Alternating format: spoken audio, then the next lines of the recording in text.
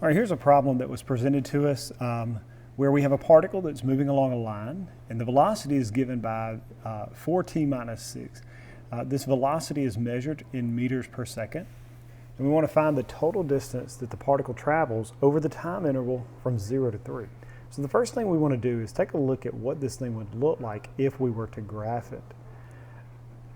Now, this is just a rough sketch, but I think you'll get the idea that we have a line, and the line has a slope of 4 and a y-intercept of -6. So we're down here at -6. We've got this line that goes up like this, okay? And we want to know the total distance traveled from 0 to 3. Well, here is 0, right, this y-axis. And then 3 is going to be out somewhere out in here. So we wonder maybe what is this point? What is this x value or this t value where this velocity is equal to 0? Well, we can set it up like this, and we see that we get 6 over 4, or 3/2. So this t value of 3/2 represents a place where the velocity is 0. And then we would go on out. So if this is 3/2, then 3 would be like right here. So we want the total distance traveled by this object. And what our graph tells us is that because the velocity, this is regions where the velocity is negative. Okay, so because that velocity is negative, that means the object is traveling maybe to the left or down. Okay, so this region represents a distance that is in the opposite direction, down or to the left. And then this region up here represents a distance that is up or to the right. So what you have is maybe something that looks like this. You're on a cliff, and you have a bungee jumper or something like that. So we're going to travel down, okay, for the first 3/2 seconds, and then we're going to travel back up for the next portion. And the question is, what is the total distance traveled? Well, it's going to be whatever the length of the yellow is plus the purple.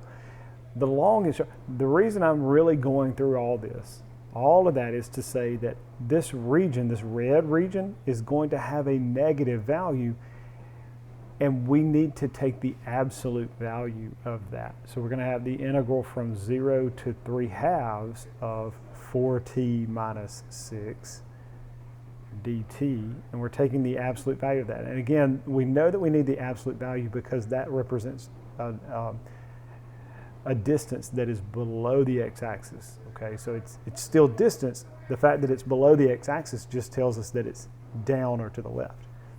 And then we're going to add in that integral from 3/2 to 3 of 4t minus 6 dt. Okay, so that's what's going on here. We can just run through this process real briefly. The antiderivative of 4t would be 2t squared minus 6t, and we're going to evaluate that from 0 to 3/2. And we're going to add in that same antiderivative, 2t squared minus 6t, but this time evaluated from 3/2 up here to 3. Now when I plug 0 in right here, I'm just going to get 0. So we're going to do 2 times 3/2 squared minus 6 times 3/2. And then when we plug in the bottom one, we would be subtracting 0. Now we'll add in what's in green here. I'm going to put this in parentheses or brackets here. So we'll do 2 times 3 squared minus 6 times 3 minus, okay, 2 times 3/2 squared. And I know I got a lot of parentheses and stuff going on here, but there's a reason for it. Minus 6 times 3/2. Okay, so we've got parentheses and brackets there. All right, so to finish this out, I'm going to do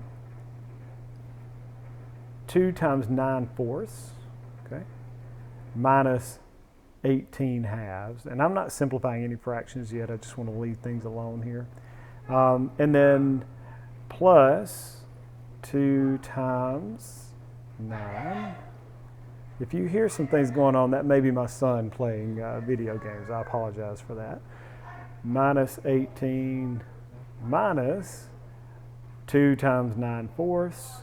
Okay, and you really have to keep up with the negatives here. Minus 18 halves, like so. Okay. All right, let me get me a new document so we can finish this out and see if we can't help you make sense of what you've seen here. So we go in with this one, and we're going to have 18/4. I'm going to get a common denominator. That would be 36/4. Okay, plus 18. 2 times 9 is 18. Plus 18 minus 18. So those will just cancel out. And then we're going to have minus 18/4 plus 18/2. Now the thing about it, remember, we're taking the absolute value of this portion.